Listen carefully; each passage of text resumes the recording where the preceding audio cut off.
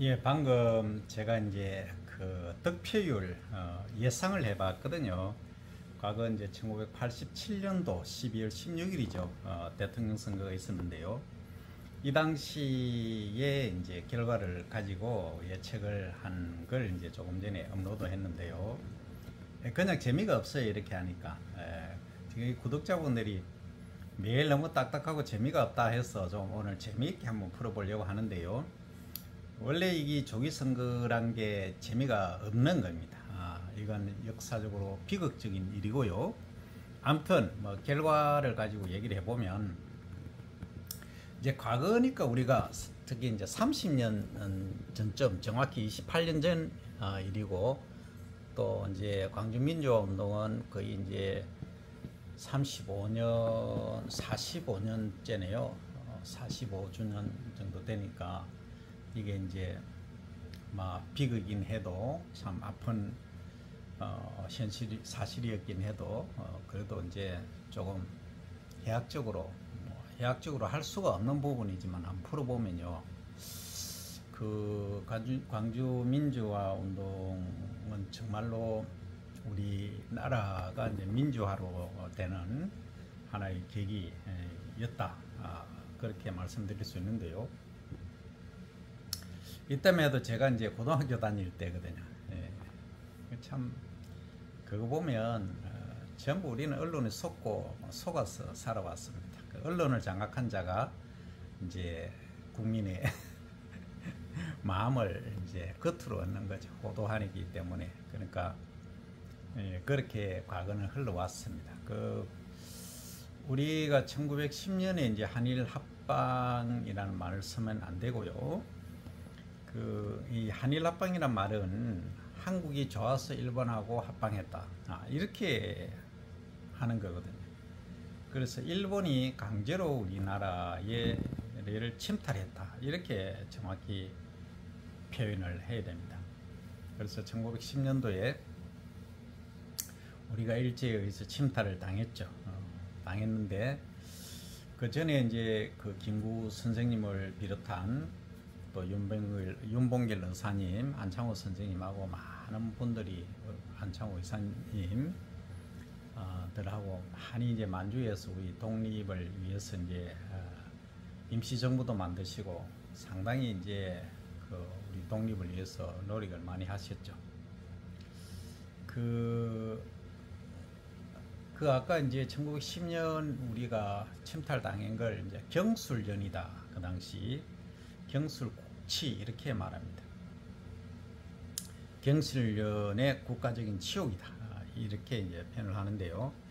그러니까 사학자들이 이제 정의하는 대로 거의 흘러가긴 하는데 사학자들이 정의를 정확히 해주고 장명을 정확히 해야 됩니다. 어쨌든 그렇게 해서 우리가 정확히 5년, 그러니까 1945년도에 해방이 됐습니다. 그죠? 해방이 되고 만주에서도 그러하고 우리 독립운동을 엄청나게 펼치고 계셨죠. 그죠?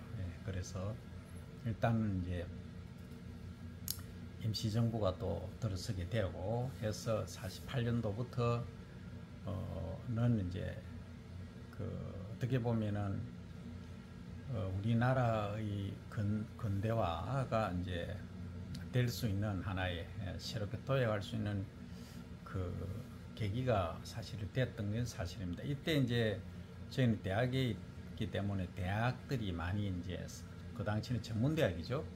많이 또 개교를 하고 특히 국립대학의 경우입니다. 그렇게 해서 이렇게 발전하려고 뭐 그 당시 발전이라 해봐야 뭐 밥 먹고 살면은 다행인 시절이었죠. 그러다가 이제 1950년도에 이게 북한 안에서 이제 남침을 했죠.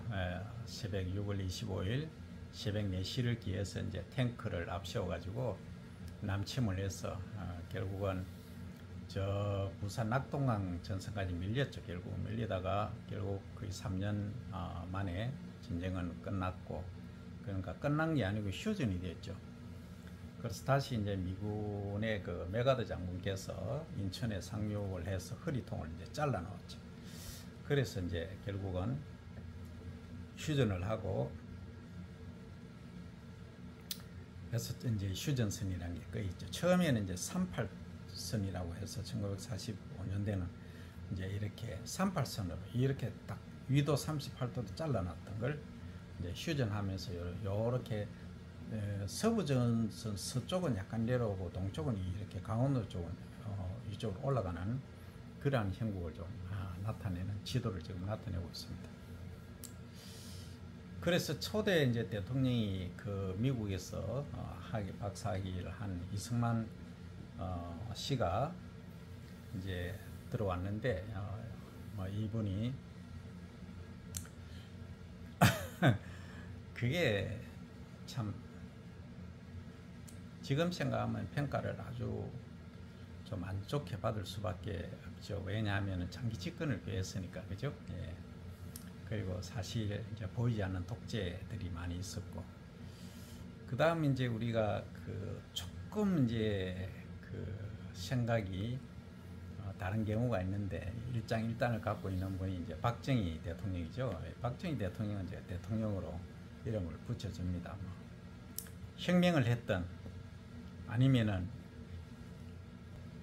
쿠데타로 정의하던 그거는 이제 역사를 공부를 하다 보면 그 답이 보일 거고요. 우리나라에서 정의는 성공하면은 혁명이라고 실패하면 쿠데타라 이렇게 얘기하는데, 다시 한번 생각해 볼 필요성이 있고요. 어쨌든 1960년에서 그러니까 78년까지 이제 정확히 말하면 18년 동안 장기 집권을 했죠. 그 사이에 이제 개헌을 해요. 유신 개헌이라 합니다.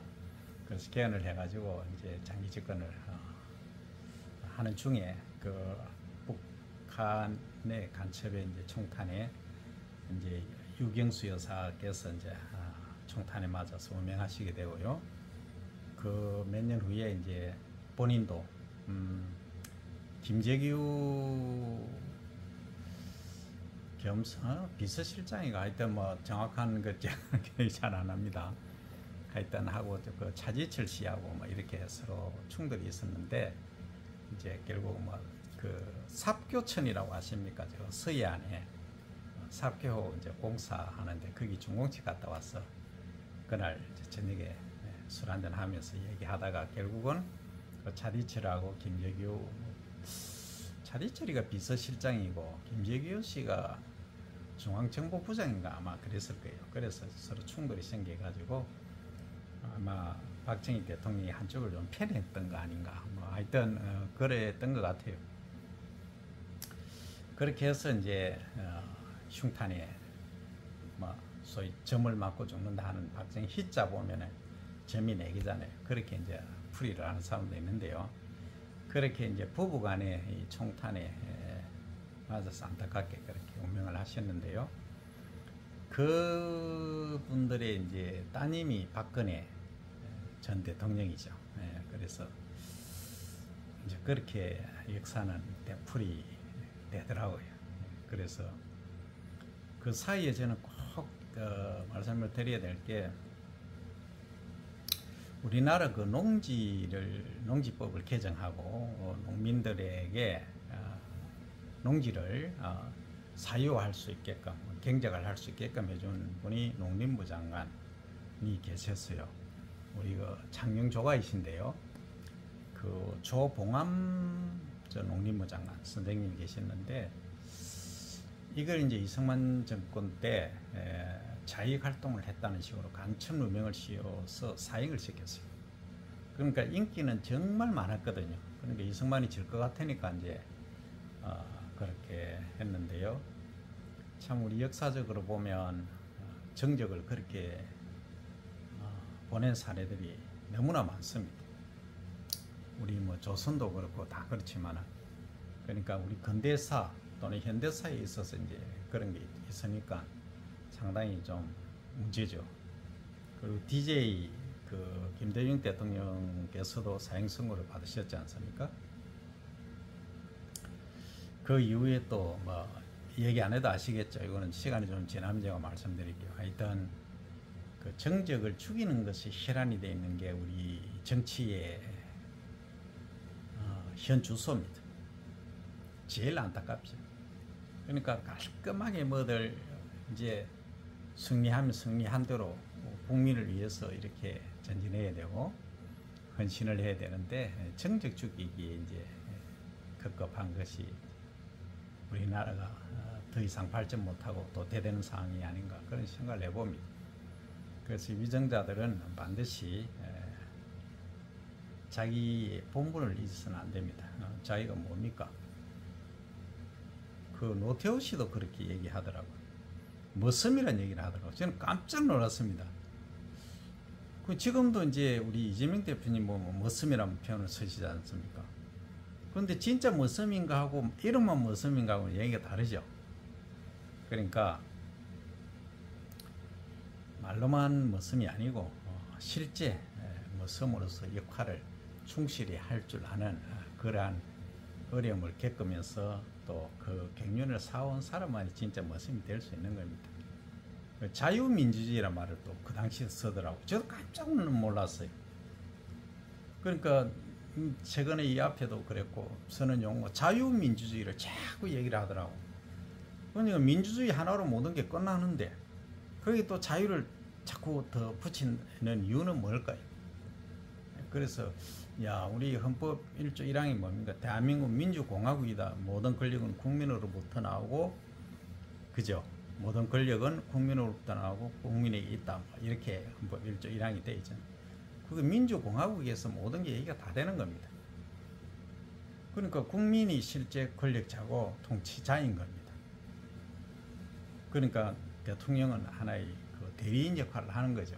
그 위정자들 정확히 지금 인지를 하셔야 됩니다. 국민 말 안 듣다가는 회초리 맞죠, 그죠? 잘 생각하셔야 됩니다. 어쨌든 이렇게 역사는 흘러왔고요. 그래서 1987년 그러니까 박정희 대통령은 뭐 18년 동안 장기 집권을 했고요. 개헌을 해가면서 그리고 이제 전두환 씨가 하여튼 탱크로 총칼로 해서 참 엄청난 무도한 짓을 했죠. 이거는 역사 속에서 지워지지 않을 겁니다.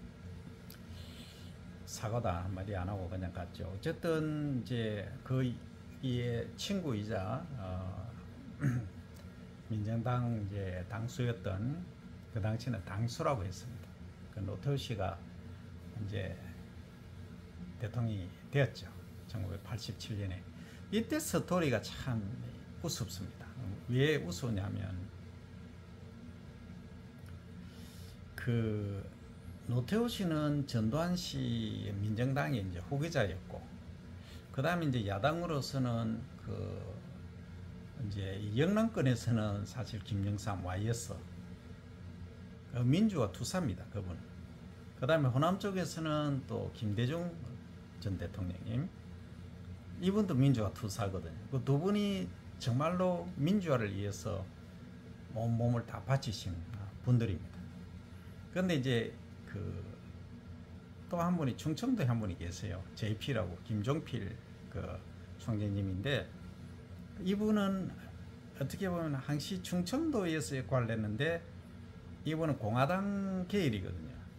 그 당시로 보면 이제 그 박정희 대통령의 이제 국무총리를 오래 하시고 그 사적으로도 많이 관계가 돼 있어요. 친인척 관계입니다. 그래서 이때 이제 그 내세우는 걸 제가 가만히 들어보면 그렇더라고. 노태우 대통령은 이제 야당 쪽을 좀 몰아치는 경우, 그러니까 거짓말 한다는 쪽으로 이렇게 얘기를 하고요. 그럼 지금 하는 거하고 너무 흡사한 거예요. 그때 자유민주주의를 또 외치고요. 그러니까 뭐 특별한 뭐 비전은 뭐 크게 없습니다. 그러니까 뭐 국민의 뜻대로 하겠다는 게 다예요. 그 다음에 이제 그 YS 같은 경우에는 그 농업인, 농민 쪽에 이제 그 당시에는 사실 중요했거든요. 포커싱을 이제 두는 연설을 좀 많이 하셨고, 그다음 DJ께서는 아무래도 이제 그 마인드 자체가 조금 발전적인 이런 쪽으로 평화 위주로 이제 말씀을 좀 하셨고, JP는 어차피 이제 그 중도적인 역할을 하면서 조금 보수적인 그런 스탠스를 취했습니다. 그래서 이제 최초로 이제 그 어떻게 보면은 군사정권 이후에 선거가 국민 선거가 치러졌는데, 그 당시는 우리가 만 19세가 20세부터 했거든요. 지금은 만 18세부터 하지만, 그래도 이제 그 투표율도 거의 90% 가까이 육박할 정도로 상당히 높았고, 그때 노태우 씨가 이제 36.1%, 36.6인지 1인지 하여튼 그렇습니다. 그 다음에 그 YS께서 28%, 그 DJ께서 27%, 합치면 이제 두 분이 55%가 되거든요. 그리고 이제 JP께서 이제 8.1%인가 하여튼 그렇습니다. 그렇게 득표를 하셨더라고요. 그래서 이제 그런 걸 보면 저는 그런 생각을 합니다. 만약에 이제 지금처럼 SNS가 활발했다면 그 당시에 이제 DJ, YS 두 분이 그죠? 단일화를 했다면 어땠을까? 얘기가 달라졌겠죠. 우리나라 역사가 이제 바뀌었을 겁니다. 근데 그게 이제 또 쉽지 않죠. 그러니까 그 아쉬움이 항시 있는 부분들입니다. 그렇습니다. 지나고 나서 이제 얘기니까요. 그 다음에 이제 92년도에 이렇게 딱 와서, 그러니까 전두환 씨 때는 7년간이었어요. 7년 단임제였거든요. 그래서 이제 그게 민주화 운동에 의해서 결국은 6.29 선언을 하고, 그래서 이제 노태우 씨 때는 87년도죠. 그때는 5년 단임제로 이제 그때부터 바뀌었어요. 그게 지금까지 계속 해오고 있는 거예요. 25년도 지금까지 단임제입니다. 5년 단임제. 이거에 이제 미국처럼 4년 중임제를 하자, 뭐 이렇게 얘기들이 많이 있습니다만, 어쨌든 지금까지 유지되고 있는데요. 이 92년도 대통령 선거 때는 이제 YS가 이제 김종필 대표님하고 그때는 당수죠, 당수하고, 그 다음에 노태우 씨하고 민정당하고 3당이 합당을 하는 거예요. 그러니까 이게 민주운동을 해온 분인데 이게 어떻게 군사정권하고 이렇게 합당이 된 거죠. 그때 조금 이제 말이 많았습니다. 근데 그렇게 해서 결국은 이제 YS가 대통령이 92년도 되시고, 그 다음에 DJ께서 떨어지셨습니다.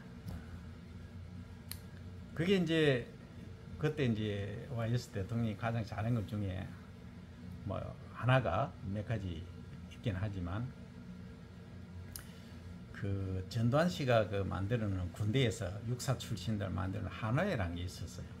그 한화회가 이제 사실 어떻게 보면 우리나라 정권을 나라를 좌지우지했다 이렇게 볼 수 있는데요. 그걸 한 번에 없애버렸죠. 그래서 비육사 출신하고 하면서 이제 그 군사적인 걸 상당히 이제 제거를 많이 했습니다. 그 이제 민주화를 하게 된 계기가 됐죠. 그 다음에 또 이제 밤에 갑자기 뭔가 하나 하신 게 있어요. 그게 뭐냐면 금융실명제입니다. 그 당시는 우리가 이제 검은돈이 많이 행행을 했거든요. 근데 이제 전부 거래는 실제 본인이 아니면 금융 거래를 못 하도록 해놓은 거예요. 은행을 통해서. 그러다 보니까 이제 이 실명제가 되다 보니까 정치 자금이라든지 이게 검은 돈들이 흐름이 이제 막히게 된 거죠. 그래서 투명하게 된 계기가 됐는데, 그 YS께서는 가장 잘못한 게 이 경제 정책이었는데, 그 외환 보유국 관리를 잘못했어요. 그러니까 그때 아마 재경부 장관이었을 거예요. 재경부 장관만 믿고 그냥 놔둔 거죠. 그래서 저는 참 안타까웠던 게, 이런 말씀을 하신 걸 제가 기억을 합니다. 경제에는 자기가 전문가가 아니다. 민주화 운동만 했다. 그래서 경제는 경제 전문가만 데려두면 된다. 이렇게 말씀하셨거든요. 그거 아닙니다. 그러니까 그 결과가 나왔던 거죠.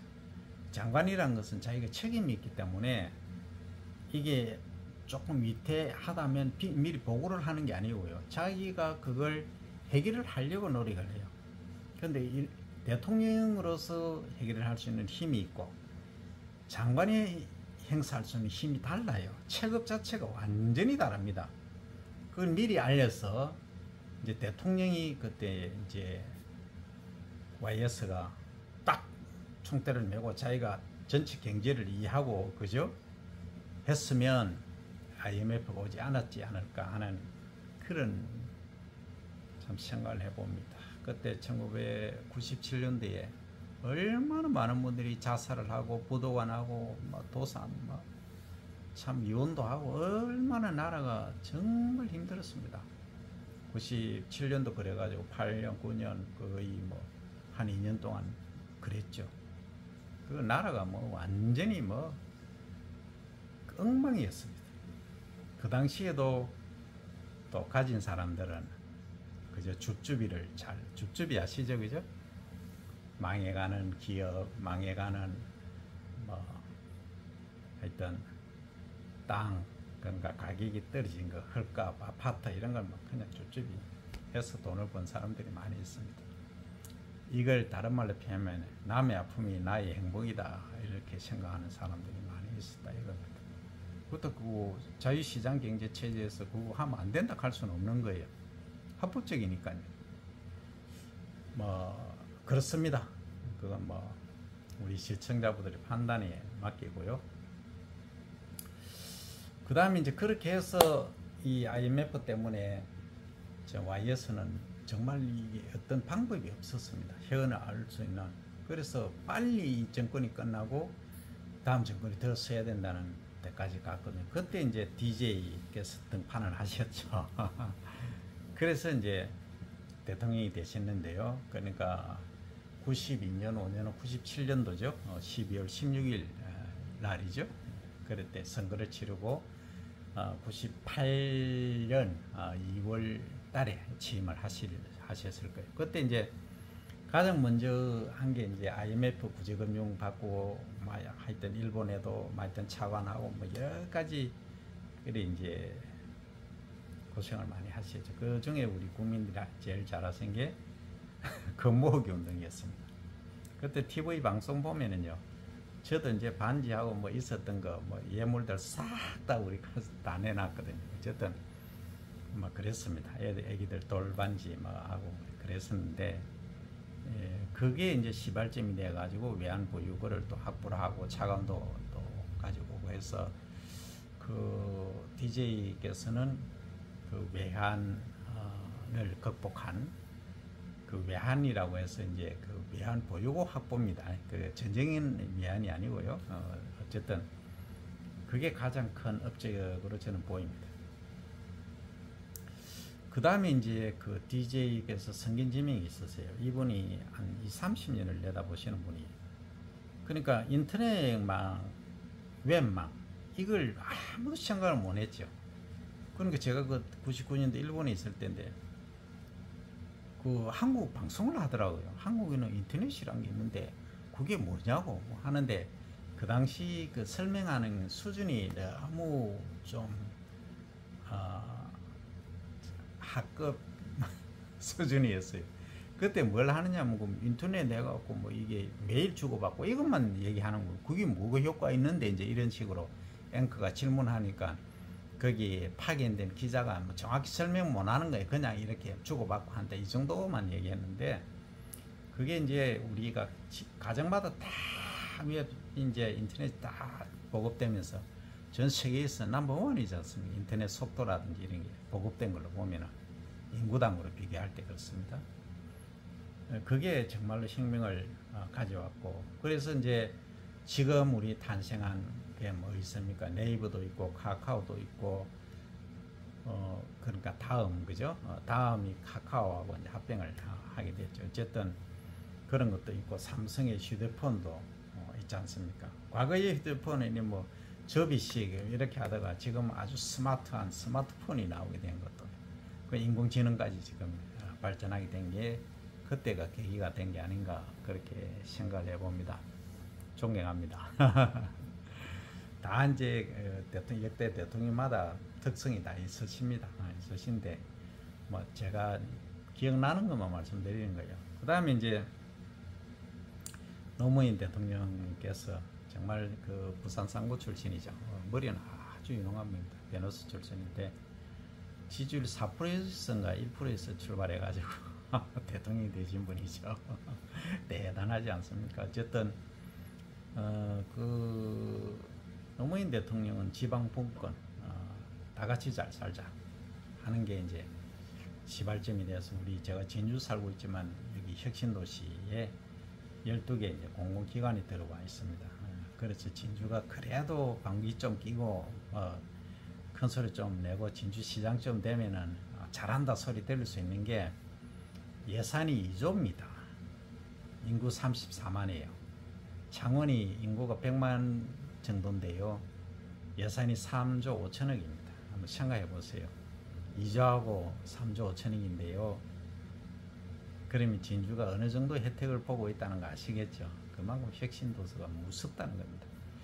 그래서 지방이 이렇게 함께 잘 사는 그걸 이제 하신 게 가장 크다. 그리고 서민을 생각한 서민 대통령이다. 그리고 이제 DJ께서 잘하신 것도 하나 제가 말씀드리면 우리 그 투석 환자들 있잖아요. 의료보험 관련해서 여기에 이제 체계를 스타트를 이제 끊으셨죠. 그 다음에 이제 노무현 대통령께서 이거 확립을 하시고요. 그때 이제 또 노무현 대통령께서는 하신 게 뭐 있습니까? 연금 개정을 하셨죠. 물론 이제 박근혜 대통령 때도 했는데 조금 이제 그 효과가 약했다 해서 좀 질타를 받고 있긴 합니다. 어쨌든 그 두 번의 시도를 하셨어요. 덕분에 제 같은 경우는 연금이 적긴 합니다만 그건 뭐 개의치 않습니다. 어차피 해야 되는 거고요. 우리 젊은 세대도 생각하고 어쨌든 그렇게 하셨어요. 그 다음에 이제 MB 경제 대통령 하면서 이제 나타났죠. 이명박 씨. 그래서 이분은 소위 이제 현대가에서 아마 평사원에서 출발했을 거예요. 현대수산 간척지에서도 뭐 일도 하고 그랬던 모양입니다. 이분은 물하고 관계돼 가지고 서울에 뭐 청계천 서울시장 할 때 개발한 걸 갖고 4대강 하다가 거의 5년 다지랑 간 것 같고요. 그 다음에 자원을 얘기한다고 상당히 외국에 막 하여튼 밤에 날아가 가지고 뭐 사진 찍고 하는 것도 나오고 했는데 참 건진 게 별로 없는 것 같아요. 내실을 다지는데 좀 그랬다 하는 생각이 듭니다. 그 다음에 이제 박근혜 대통령이 취임을 했는데요. 뭐 공주님 아닙니까? 아까 말씀드린 대로 그 박정희 대통령 따님이니까 18년 동안 집권하신 그 박정희 대통령의 따님이니까 이제 뭐 공주님이죠. 뭐 잘한 거 연금 계획 했죠. 그 외에는 이제 잘 모르겠어요.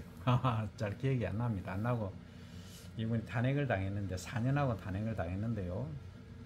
그 결정적인 이유가 그 세월호 사건도 있었고요. 그러니까 이게 모르겠어요. 뭐 정확한 건 모르겠지만 이게 이 세월호가 이렇게 바다에 저도 봤어요. 또 이렇게 학생들이 하고 많은 분들이 제주도로 가는데 배가 뒤집히는 게 천천히 이렇게 뒤집히는 한 몇 시간 있었는데요. 그 학생들을 다 구출하지는 못했어요. 대통령이라면 위기 관리를 해야 되는데 그게 잘못된 거죠. 여러 가지 말이 있습니다. 그때 뭐 보톡스 시술을 받았니 어쩌니 하고 이제 거기에 또 개입된 게 누가 있습니까? 최순실 씨라는 분이 있죠. 그러니까 어떻게 보면은 좀 안타깝기도 하고 어떻게 보면은 참 무능하다 이렇게 얘기할 수 있는데요. 그 모든 걸 이제 그분한테 민간인한테 맡겨놨다 보니까 문제가 발생하게 된 겁니다. 그래서 이제 탄핵을 당했고요. 그 다음에 이제 문재인 대통령이 민주당 당대표로 이제 선출이 되셨죠. 그 당시 45%인가 뭐 44%인가 뭐 그랬을 거예요, 득표율이. 그래서 이제 대통령이 되셨는데, 문재인 대통령은 이제 가장 기억나는 게 이분도 정말 서민을 위해서 인기 지지도가 상당히 높았습니다. 아마 역대 대통령 중에 지지도가 가장 높았을 걸요. 현직에 계실 때. 노무현 대통령은 운명하시고 나서 지금 인기가 1위거든요. 박정희 대통령이 2위고. 근데 현직에 계실 때는 문재인 대통령이 가장 높았던 걸로 제가 기억을 합니다. 최고 아마 80%대까지 갔던 적도 있어요. 참 이 운명의 장난이랄까, 운이 좀 없으신 분이죠. 이 코로나 사태가 발생하다가 전 세계적으로 거의 한 3년간 우리가 발전할 수 있었는데 상당히 딜레이 되는, 참 그래도 이게 우리 코로나를 슬기롭게 극복한 것에도 정말 대단하다, 외국에서는 그렇게 얘기하고요. 외국에 나가보면 놀랍니다. 그 정도로 이제 큰일을 하셨고 또 크게 무리 없이 잘 진행을 하신 것 같아요. 그 다음에 이제 아시죠? 그 검찰총장 하다가 갑자기 이제 대통령이 되신 분, 한나라당, 그 당시 지금은 국민의힘당인가 뭐 그렇죠. 거기에 스카웃 돼가지고 이제 그렇게 되셨는데 결국 또 탄핵을 당해서 지금 대통령 선거를 하고 있잖아요. 그래서 이런 것들을 보면은 역사는 반복된다 하는 겁니다. 그래서 제가 아까 말씀드린 대로 제가 과거를 보는 거 1987년도에 그 득표율이 지금 그대로 나올 것 같아요. 그러니까 민주화 쪽에 이제 하신 분 두 분을 합하면 55%가 되고요. 그리고 이제 공화당, 그 당시 민정당입니까 공화당입니까 하여튼 그쪽이 36점 몇 프로고 나머지 한 8%대 선, 그렇게 보입니다. 그래서 앞으로 이제 자기 대통령이 하셔야 될 일은, 지금 이제 가장 문제가 뭐냐면 동과 서로 지금 나눠져 있죠. 그 다음에 이거 수도권과 지방도 나눠져 있죠. 그 다음 이제 하여튼 60 중반 70 이후 세대와 20, 30대 세대 간에 또 이렇게 나눠져 있죠. 남녀 간에 또 나눠져, 완전히 지금 다 깨져 있습니다. 그리고 경제가 지금 엉망입니다. 지금 소상공인들 약 100만 명이 폐업을 했습니다. 이건 지금 곡을 하려고 해도 울고 싶어도 울 힘이 없어서 못 울고 있는 사람들이 그렇게 많은 겁니다. 이런 분들을 생각해서 취임을 하시게 되면 가장 먼저 하셔야 될 게 제가 볼 때는 추경입니다. 추경을 뭐 30조든 40조든 먼저 푸십시오. 풀어가지고 지금 그 서민들을 먼저 살려야 됩니다. 그래서 경제를 돌리고, 그리고 이제 대기업들이 먼저 치고 나갈 수 있도록 대기업에 대한 지원을 해줘야 됩니다. 저는 그래 봅니다. 그래서 대기업들이 왜 그러냐면 이제 한 3, 40조 정도 추경을 해서 풀면요, 이게 이제 서민 경제가 살거든요. 살면은 이제 대기업들은 인프라가 다 구축이 되어 있습니다. 그래서 해외에 수출할 수 있는 역량이 다 되어 있거든요. 그러면 그건 이제 외교적으로, 정치적으로 또 풀어가면 됩니다. 그러면 수출의 활로가 트이면은 또 고용이 늘어나게 되거든요. 그러면 이 경제 순환이 될 겁니다. 그래서 아마도 유능한 분이 되실 걸로 저는 짐작하고 있고, 그분은 충분히 그 능력, 뭐 제가 이렇게 얘기한들 안 한들 이미 그분은 그런 말씀을 하고 계시는 걸 제가 보고요. 그래서 이제 그렇게 함으로써 또 통합, 그리고 또 하나는 보복 정치는 절대 하시면 안 됩니다. 이 보복은 또 보복을 낳습니다. 그래서 가능하면은 정치적인 걸 가지고는 절대 보복을 하시지 말기를 간곡히 부탁드립니다. 여기까지 하겠습니다. 감사합니다. 잘 될 겁니다. 우리나라는 하늘이 제가 볼 때는 버리지 않았어요. 그렇게 생각합니다. 감사합니다.